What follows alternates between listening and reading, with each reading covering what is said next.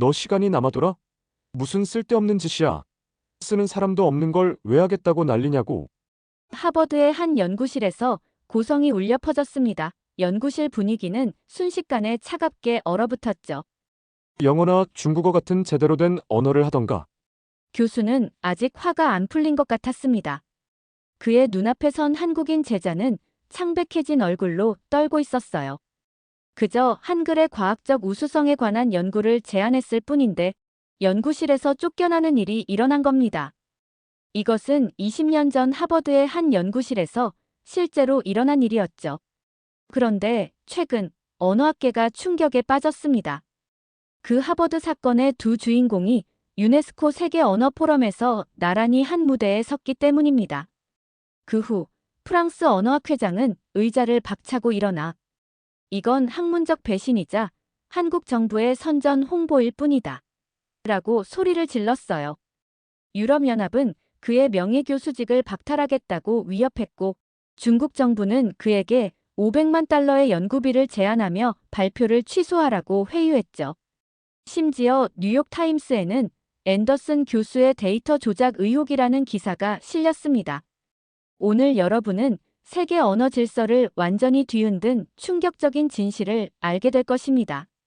그리고 그 진실은 여러분의 미래 경쟁력과 직결되어 있습니다. 실리콘밸리가 왜 갑자기 한국어 가능자를 프리미엄으로 채용하기 시작했는지, 왜 글로벌 테크 기업들이 비밀리에 한글 AI 시스템 개발에 수십억 달러를 투자하는지 알게 될 것입니다. 준비되셨나요? 이제 우리의 세계관이 뒤흔들릴 충격적인 이야기가 시작됩니다. 안녕하세요. 저는 로버트 앤더슨 교수입니다. 하버드 대학교에서 40년간 언어학을 연구해왔고 23권의 저서와 200편이 넘는 논문을 발표한 언어학계의 원로입니다. 제 책 영어의 미래는 전 세계 27개 언어로 번역되었고 테드 강연은 1,500만 이상의 조회수를 기록했죠. 평생 저는 한 가지 신념을 가지고 있었습니다. 그리고 그 신념은 제 명성과 경력을 쌓아주었죠. 하지만 인생의 가장 큰 발견은 때로 가장 예상치 못한 순간에 찾아온다고 하죠. 6개월 전 브뤼셀 EU 본부의 제 연구실. 저는 미래 언어 정책에 관한 빅데이터 분석을 진행 중이었습니다. 세계 각국 언어의 디지털 적합성을 비교하는 연구였죠. 그날 밤 늦게까지 일하던 저는 이상한 데이터 패턴을 발견했습니다. 이게 뭐지? 저는 모니터 앞에서 중얼거렸어요. AI 언어 학습 효율성 측정에서 한 언어가 다른 모든 언어를 압도하고 있었는데 그것은 다름 아닌 한국어였습니다. 마르코. 저는 연구팀장을 불렀어요. 이건 분명 오류야. 데이터를 다시 확인해. 마르코는 곧 결과를 가지고 돌아왔습니다. 교수님, 3번 재검증했습니다. 결과는 동일합니다. 저는 믿을 수 없었어요. 어떻게 한국어가 이런 결과를 보일 수 있을까요? 그날 밤 연구실에 홀로 남아 한국어, 특히 한글에 관한 모든 자료를 찾아보기 시작했죠. 화면에 한글 문자가 나타났습니다. 기역, 니은, 디귿, 아, 어호. 처음 보는 기호들이었지만 묘하게 체계적인 느낌이 들었는데요. 놀랍게도 한글은 단순한 문자가 아니었어요. 그것은 15세기 세종대왕이 과학적 원리에 기반해 설계한 완벽한 체계였죠. 자음은 발음기관의 모양을 본떠 만들었고 모음은 우주의 원리를 담고 있었습니다. 이건 놀랍군. 저는 감탄했습니다. 600년 전에 만들어진 문자가 이렇게 체계적이라니. 더 깊이 파고들수록 한글의 효율성에 대한 증거들이 쌓여갔습니다. MIT, 옥스퍼드, 스탠퍼드의 연구들이 한글의 우수성을 증명하고 있었어요. 그런데 왜 이런 연구들이 주목받지 못했을까요? 아침이 밝아올 무렵 저는 중대한 결심을 했습니다. 직접 한국을 방문해 이 현상을 더 깊이 연구해야겠다고 말이죠. 하지만 누구를 만나야 할까? 저는 고민했어요. 그때 기억 한 구석에서 오래된 이름이 떠올랐습니다. 강지원. 20년 전 제 연구실에서 한국어의 미래 가능성을 주장하다 쫓겨난 제자였죠. 그리고 20년 만에 강지원 교수를 다시 만나기 위한 준비를 시작했어요.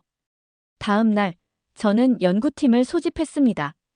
우리는 한글에 대해 더 깊이 연구할 필요가 있습니다. 이건 단순한 통계적 이상치가 아닌 무언가 중요한 의미가 있을 수 있어요. 제가 한때 꿈을 짓밟았던 제자를 찾아 그의 도움을 구하는 여정이 시작된 것입니다. 서울 강남의 한 세련된 카페. 저는 초조하게 문을 바라보며 커피를 마시고 있었습니다. 20년 만에 다시 만나게 될 제자를 기다리는 심정은 어색함과 부끄러움이 뒤섞인 묘한 감정이었어요. 카페 문이 열리고 40대 중반의 남성이 들어왔습니다. 강지원 교수는 20년 전의 모습과는 많이 달라져 있었어요. 더 자신감 있고 단단해 보였습니다. 그의 눈에는 날카로운 지성이 빛났지만 동시에 어딘가 경계하는 듯한 표정이었죠. 앤더슨 교수님, 그가 영어로 인사했습니다. 그의 목소리는 감정이 배제된 공식적인 톤이었어요. 강 교수, 오랜만이네요. 앉으시죠. 침착하게 대답했지만 마음은 복잡했습니다. 20년 전 그의 논문을 비웃으며 한국어가 미래의 언어라고 말도 안 되는 소리라고 일축했던 기억이 생생했으니까요. 갑자기 연락해서 놀랐을 텐데 시간 내주셔서 감사합니다. 제가 조심스럽게 말을 꺼냈습니다. 강지원은 무표정한 얼굴로 대답했어요. 솔직히 교수님께 연락이 올 거라고는 생각 못했습니다. 무슨 일이신지 궁금하네요. 저는 바로 본론으로 들어갔습니다. 강 교수님이 한글 코드 프로젝트를 진행하고 계신다고 들었습니다. 그게 정확히 무엇인지 알고 싶어서요. 그의 눈이 커졌습니다. 놀란 기색이 역력했어요. 그걸 어떻게 아셨죠?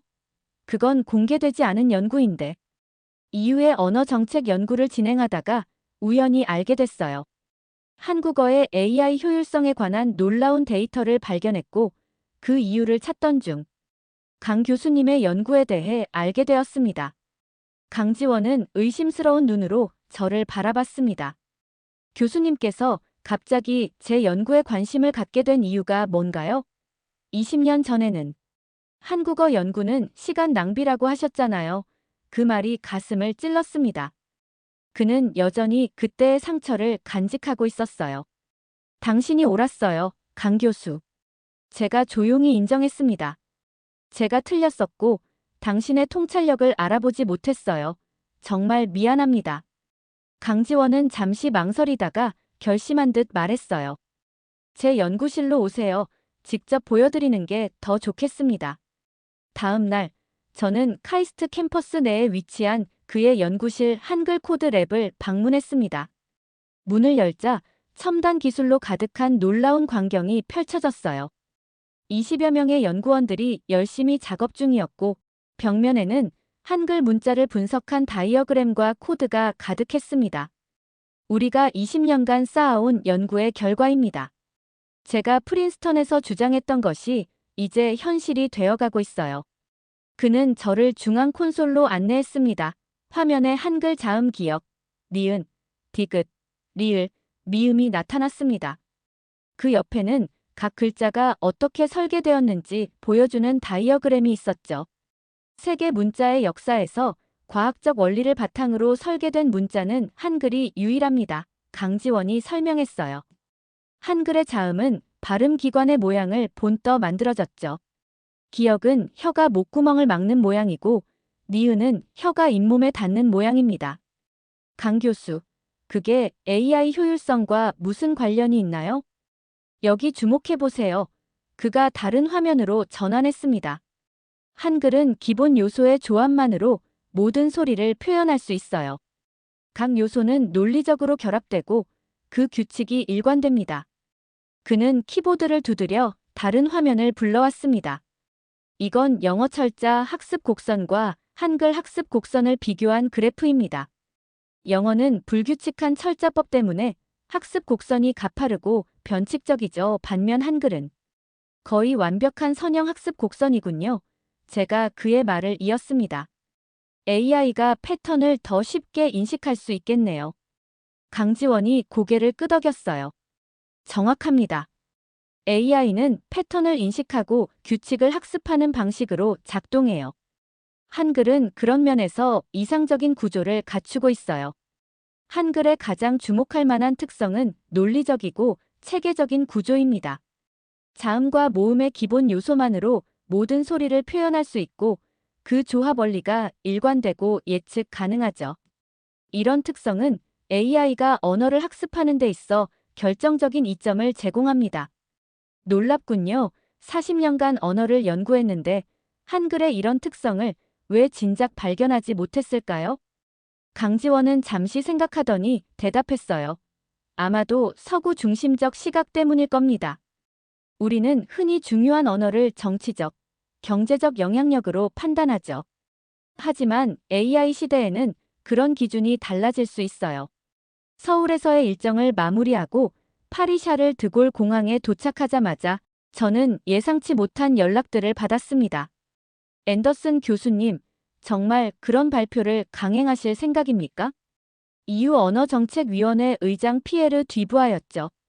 그는 공항 VIP 라운지로 저를 안내하며 험악한 표정을 감추지 않았어요. 피에르, 나는 과학자로서 발견한 사실을 공유할 뿐이야. 데이터가 한국어, 특히 한글의 AI 시대 적합성을 가리키고 있어. 데이터라고. 그가 코웃음 쳤습니다. 자네 경력이 걱정되는군. 모든 것을 걸고 40년의 이론을 뒤집겠다. 자네, 미쳤나? 그의 휴대폰이 울렸습니다. 피에르는 전화를 받고 잠시 대화를 나눈 후 더욱 심각한 표정으로 돌아왔어요. 로버트, 솔직히 말하겠네. 이건 단순한 학문적 논쟁이 아니야. EU 집행위원회는 자네의 발표에 매우 우려하고 있어. 자네의 이론은 그 모든 정책을 무의미하게 만들 수 있어. 저는 놀랐습니다. 학문적 연구가 어떻게 정치적 문제가 된 거지? 피에르는 주변을 살피더니 목소리를 낮췄습니다. 언어는 단순한 소통 수단이 아니라 권력이야. 자네도 그걸 모를 리 없잖아.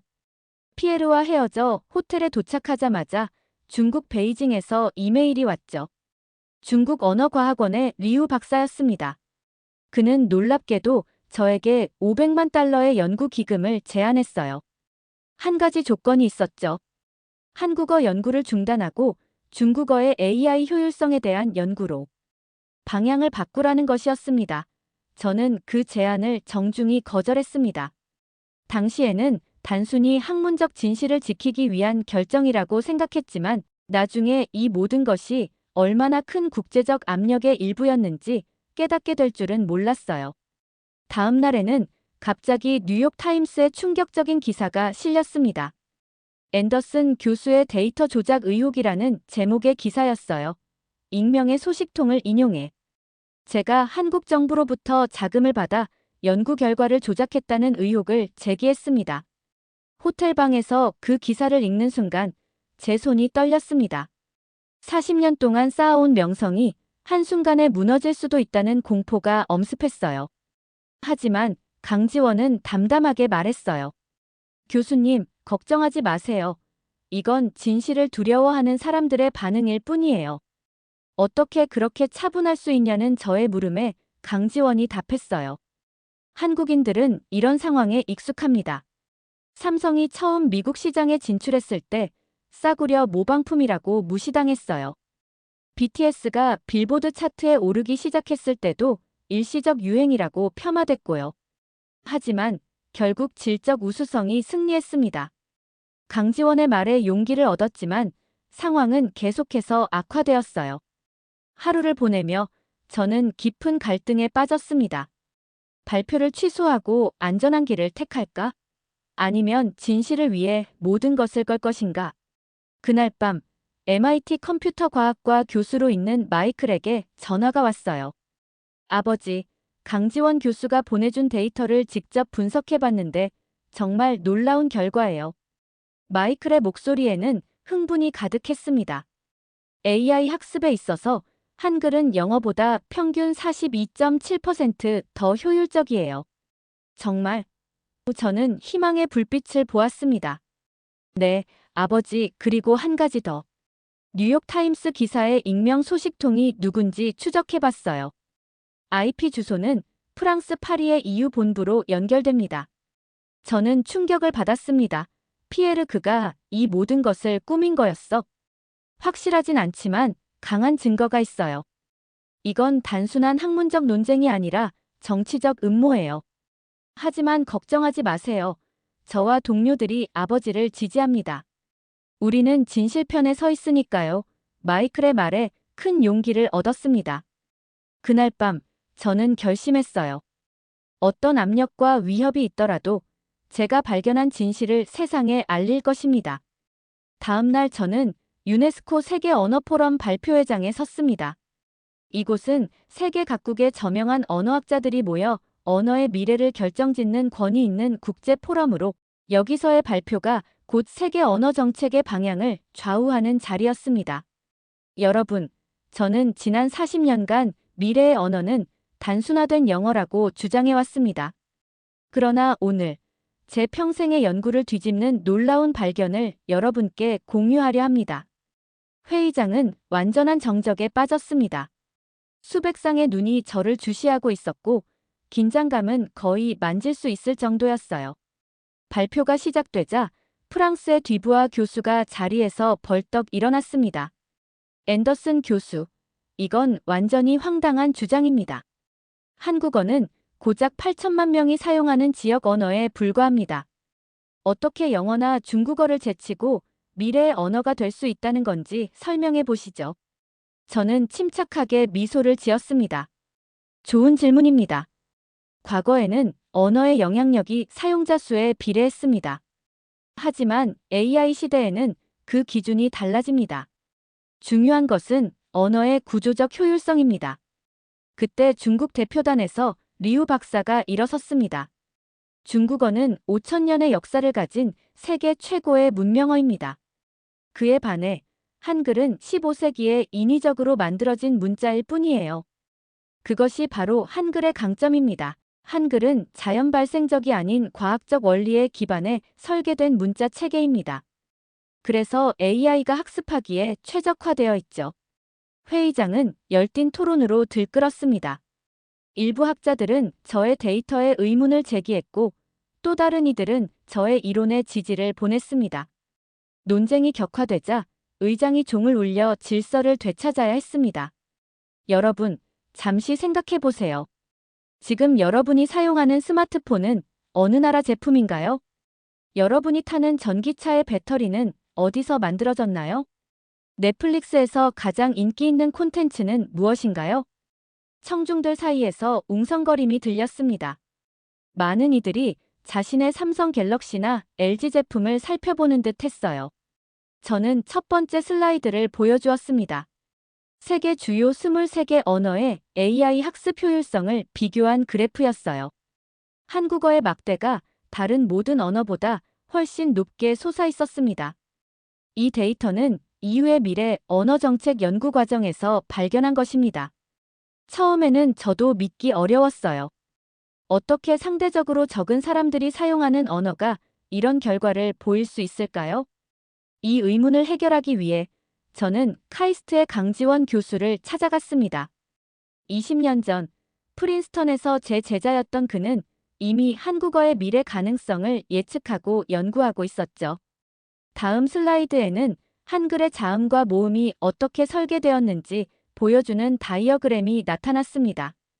한글은 1443년 세종대왕에 의해 창제된 세계 유일의 과학적 문자 체계입니다.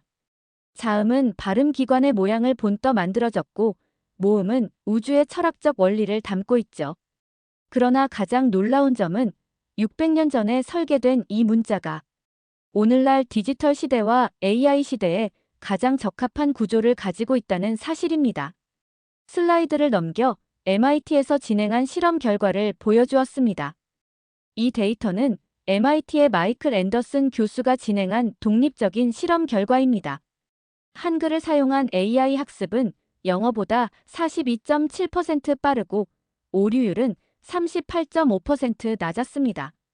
이는 단순한 통계적 우연이 아닙니다.